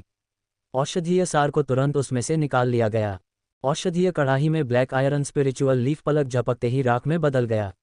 अगर जियाओयान थोड़ा भी धीमा होता तो औषधीय सार उसके साथ ही नष्ट हो जाता। इस तकनीक की कुंजी औषधीय घटक को जल्दी से तोड़ने के लिए अति उच्च तापमान का उपयोग करना और फिर एक महत्वपूर्ण बिंदु को समझने के लिए आध्यात्मिक शक्ति का उपयोग करना है। घटक के विघटित होने से पहले औषधीय सार को निकालने के लिए आध्यात्मिक शक्ति का तेजी से उपयोग करना था। इसके लिए न केवल शक्तिशाली ज्वालाओं की आवश्यकता थी, बल्कि अत्यंत प्रबल आध्यात्मिक शक्ति की भी आवश्यकता थी, जो घटक के औषधीय गुणों को देख सके। जियाओयान ने अपने भंडारण रिंग से एक लकड़ी का बक्सा निकाला, उसमें औषधीय पाउडर रखा और कमरे से बाहर जाने के लिए मुड़ा। पूरी प्रक्रिया में 1 मिनट से भी कम समय लगा। जियाओयान को सिर्फ 1 मिनट बाद बाहर निकलते हुए देखकर, जबकि कुछ सुस्त कीमियागर अभी भी हॉल में इधर उधर भटक रहे थे और अंदर भी नहीं आए थे, डिप्टी चेयरमैन क्यूई मीर ने मुस्कुराते हुए कहा, युवा मित्र, हॉल में मौजूद घंटाघर की जांच करने के लिए बाहर आने की कोई ज़रूरत नहीं है। अंदर भी एक घंटाघर है जो यहाँ मौजूद घंटाघर के साथ सिंक्रोनाइज है। घंटाघर खत्म होने से पहले का समय पूरी तरह से शोधन के लिए है। समय समाप्त होने के बाद शुद्धता की जांच की जाएगी। आपको चिंतित होने की ज़रूरत नहीं है। ये स्पष्ट था कि डिप्टी चेयरमैन को लगा कि जियाओयान बहुत ज़्यादा घबराया हुआ है और नियमों से अपरिचित है, इसलिए वह पूछने के लिए बाहर आया। जियाओयान ने लकड़ी का बक्सा निकाला, नींद में डूबा हुआ और उदासीन दिख रहा था, और कहा, मैंने पहले ही परिष्करण पूरा कर लिया है। आपने पहले ही परिष्करण पूरा कर लिया है। दोनों जज, क्यूई मीर और मास्टर एओतुओ, दोनों हैरान होकर बोले। मास्टर एओतुओ ने पूछा, आपने इसे कितनी बार परिष्कृत किया? कितनी बार? 1 बार, जाहिर है। अध्याय 149, 10 बार क्यों परिष्कृत करें? 1 बार। जियाओयान की प्रतिक्रिया सुनकर क्यूई मीर की अभिव्यक्ति काफ़ी रंगीन हो गई। एक साधारण प्रथम श्रेणी का कीमियागर 1 बार परिष्कृत कर सकता है, एक द्वितीय श्रेणी का कीमियागर कम से कम 2 से 3 बार परिष्कृत कर सकता है। सिर्फ 1 बार से आपका क्या मतलब था? पास में खड़े मास्टर एओतुओ ने जियाओयान के कंधे पर थपथपाया और दिलासा देते हुए कहा, युवा मित्र, चिंता मत करो, अभी भी समय है। ये परीक्षण ब्लैक आयरन स्पिरिचुअल लीफ को परिष्कृत करने के बारे में है। इसे सिर्फ 1 बार परिष्कृत करना पर्याप्त नहीं है, आपको लगातार दोहराए जाने वाले शोधन के माध्यम से शुद्धता को बढ़ाने की आवश्यकता है। तभी क्यूई मीर को अचानक एहसास हुआ। ये पता चला कि उसने अभी जो कहा वह पर्याप्त स्पष्ट नहीं था और गलतफहमी पैदा कर दी। उन्होंने जल्दी से स्पष्ट किया, इसकी विशेष प्रकृति के कारण ब्लैक आयरन स्पिरिचुअल लीफ का प्रत्येक शोधन पिछले शोधन की तुलना में कई गुना अधिक कठिन हो जाता है। अपनी चौथी श्रेणी की कीमियागर शक्ति के साथ भी मैं इसे अधिकतम 10 बार ही परिष्कृत कर सकता हूँ। इससे अधिक और यह व्यर्थ होगा। औषधीय अवयवों को परिष्कृत करना उन्हें गर्म करने और विघटित करने के लिए आग का उपयोग करने से अधिक कुछ नहीं था। फिर उच्च शुद्धता वाले औषधीय सार प्राप्त करने के लिए ऊर्ध्वपातन, क्रिस्टलीकरण, निस्पंदन, निष्कर्षण, तरल पृथक्करण, आसवन, रिसने और अन्य तरीकों का उपयोग करना था। हालांकि कोई फर्क नहीं पड़ता, शोधन कभी भी 100% औषधीय सार प्राप्त नहीं कर सकता था, ठीक वैसे ही जैसे सोने की उच्चतम शुद्धता 999.999 थी, जो असीम रूप से 100 के करीब थी। और यह सच था कि जितनी बार इसे परिष्कृत किया गया उतनी ही शुद्धता बढ़ी। जियोयान ने अपना सिर झुकाया, हैरान। उसने लकड़ी का बक्सा लिया और छोटे अंधेरे कमरे में वापस चला गया। वह बॉक्स के अंदर शुद्ध सफ़ेद पाउडर को देखकर गहरी सोच में डूब गया। क्या इस चीज़ को अभी भी परिष्कृत किया जा सकता है? अगर मैं इसे जारी रखूंगा तो क्या ये नष्ट नहीं हो जाएगी? क्या ये हो सकता है कि जियामा साम्राज्य के कीमियागर संघ के पास ऐसी विशेष तकनीकें हैं जो वास्तव में ब्लैक आयरन स्पिरिचुअल लीफ की शुद्धता को 100% तक ला सकती हैं? उसकी आंखें तेज हो गईं क्योंकि उसके भीतर तुरंत एक प्रतिस्पर्धी भावना उमड़ पड़ी। उसने तुरंत अपनी औषधीय कड़ाही निकाली और प्रयोग करना शुरू कर दिया। समय तेजी से बीतता गया, मिनट दर मिनट। 30 मिनट बाद सबसे पहले, बिना किसी आश्चर्य के, लियूलिंग बाहर आया। उसने पहले चारों ओर नज़र घुमाई, फिर उस छोटे से कमरे की ओर देखा जहां जियाओयान था। ये देखते हुए कि अभी तक कोई और बाहर नहीं आया था, उसने एक ठंडी मुस्कान प्रकट की। लियू लिंग के बाहर आने के कुछ ही समय बाद एक सुंदर आकृति काले पर्दे के पीछे से तेजी से उभरी। जब उसने लियू लिंग को पहले से ही हॉल में खड़ा देखा तो उसके सुंदर चेहरे पर निराशा की एक झलक दिखाई दी। वह धीरे धीरे हॉल के बीच में पहुंची और बुदबुदाते हुए बोली, बड़े भाई लियू, मुझे उम्मीद नहीं थी कि तुम इतने तेज होगे। हे, छोटी राजकुमारी भी धीमी नहीं है, लियू लिंग ने मुस्कुराते हुए जवाब दिया। भले ही तुम पहले बाहर आ गए हो, लेकिन तुम्हारे परिष्कृत औषधीय घटक की शुद्धता जरूरी नहीं कि मेरी तुलना में अधिक हो। छोटी राजकुमारी ने मुंह बनाया, अपनी बर्फ सफ़ेद जैड मुट्ठी लियू लिंग की ओर उठाई। बहुत जल्द एक के बाद एक और कीमियागर उभरे।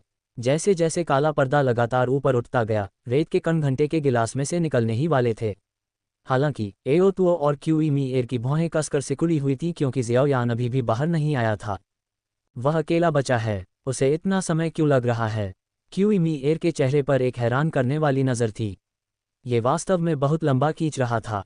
वह घोषणा करने ही वाला था कि समय समाप्त हो गया है और ज़ियाओयान अभी तक बाहर नहीं आया है।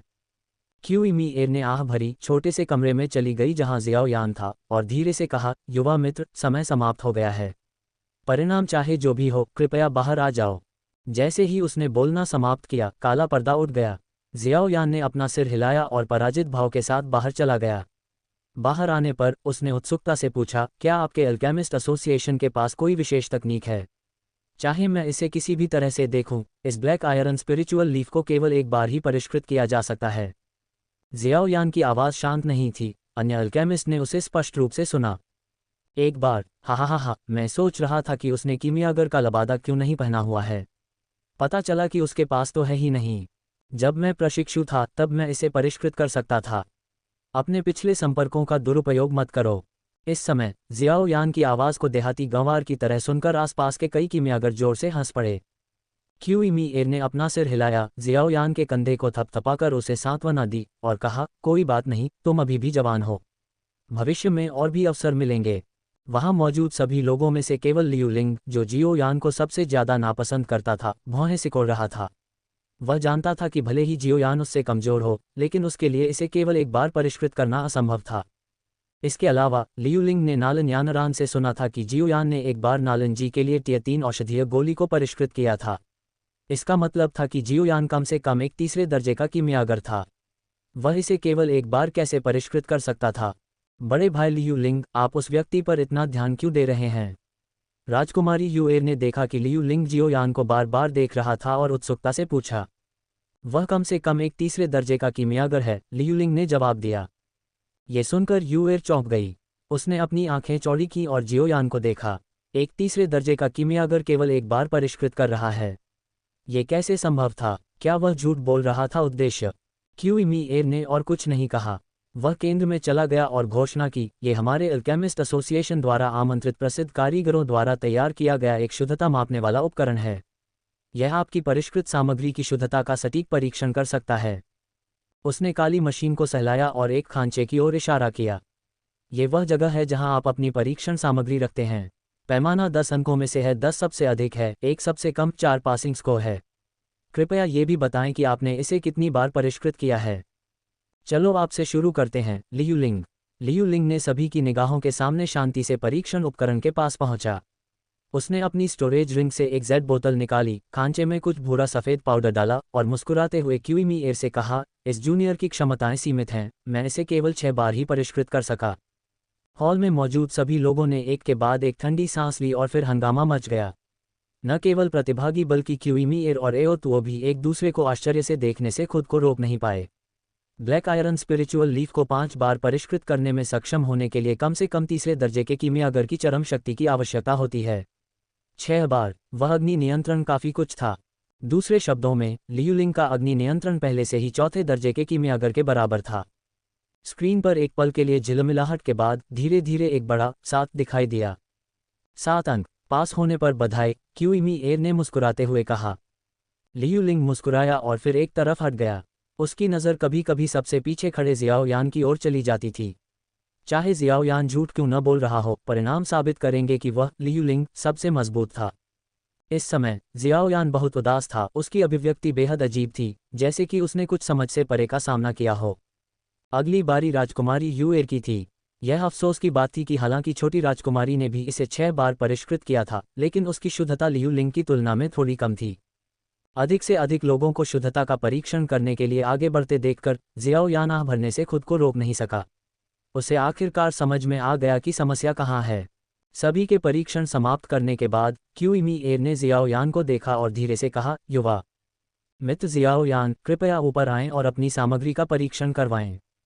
जियाओ यान ने थोड़ा सिर हिलाया, छोटे लकड़ी के बक्से को पकड़े हुए, और धीरे धीरे आगे बढ़ा। परीक्षण प्लेटफॉर्म। एओतुओ ने पूछा, आपने इसे केवल एक बार परिष्कृत किया? जियाओ यान ने सिर हिलाया और शांति से उत्तर दिया, हाँ, केवल एक बार। जैसे ही नीचे बैठे लोग हंस रहे थे, क्यूइमी एर और एओतुओ ने उस समय चौंक कर देखा जब उन्होंने जियाओ यान को लकड़ी का डिब्बा खोलते हुए देखा और कहा, शुद्ध सफ़ेद पाउडर।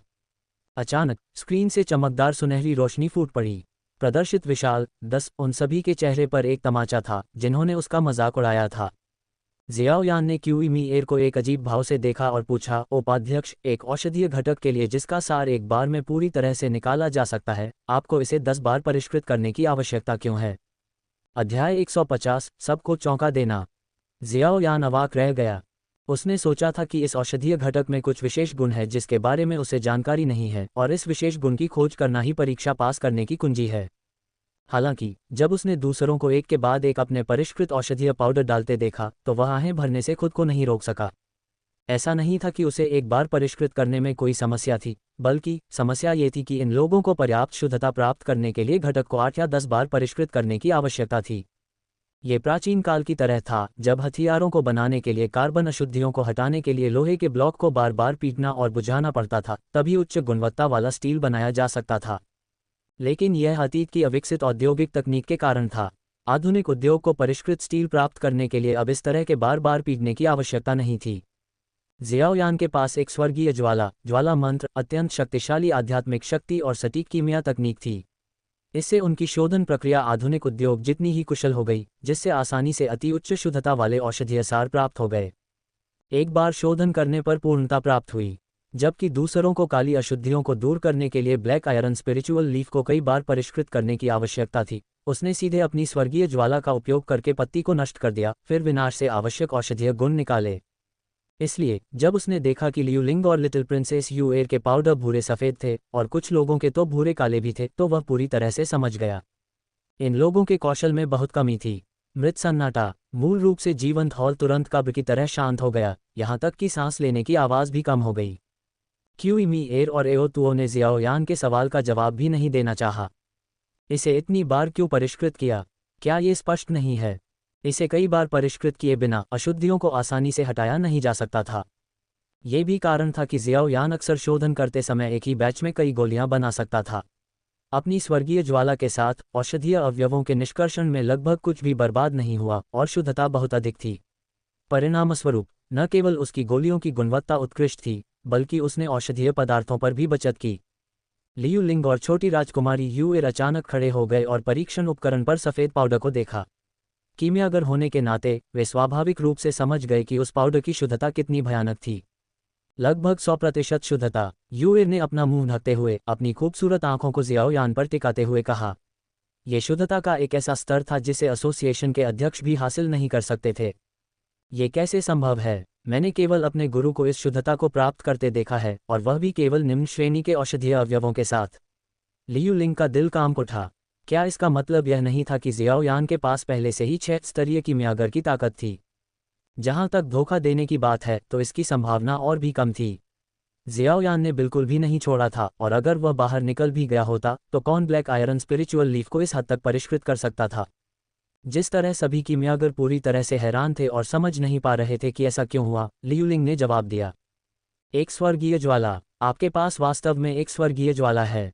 वह पहले कुछ अनिश्चित था। आखिरकार जलते हुए जहर को हटाने का काम दूसरे तरीकों से भी किया जा सकता था, लेकिन अब वह निश्चित था। एक स्वर्गीय ज्वाला। उसके पास वास्तव में एक स्वर्गीय ज्वाला है। कोई आश्चर्य नहीं कि ऐसा इसलिए हुआ क्योंकि उसके पास एक स्वर्गीय ज्वाला थी। मानो उन्हें अपनी असफलता का बहाना मिल गया हो। डिप्टी चेयरमैन सहित सभी कीमियागरों ने राहत की सांस ली। वे विश्वास करने की हिम्मत नहीं कर पाए, खुद को स्वीकार नहीं कर पाए कि 18 साल का एक युवा वह कर सकता है जो एसोसिएशन का चेयरमैन भी नहीं कर सकता। वे अपनी प्रतिभा और जियाओ यान के बीच की विशाल खाई को स्वीकार नहीं कर पाए। उन्होंने इस तथ्य को स्वीकार करने से इनकार कर दिया कि जियाओ यान की तुलना में वे वास्तव में काफ़ी औसत दर्जे के थे। इसलिए उनके आंतरिक रक्षा तंत्र ने काम करना शुरू कर दिया और हर चीज़ को भाग्य के लिए जिम्मेदार ठहराया। उन्होंने खुद को आश्वस्त किया कि जियाओ यान केवल एक स्वर्गीय लौ प्राप्त करने के लिए भाग्यशाली था, और अगर उनके पास एक स्वर्गीय लौ होती तो वे भी ऐसा कर सकते थे। जियाओ यान केवल हल्के से मुस्कुराया। उसे इस बात से कोई आपत्ति नहीं थी कि दूसरे उसकी सफलता का श्रेय उसके पास एक स्वर्गीय लौ होने को देते हैं।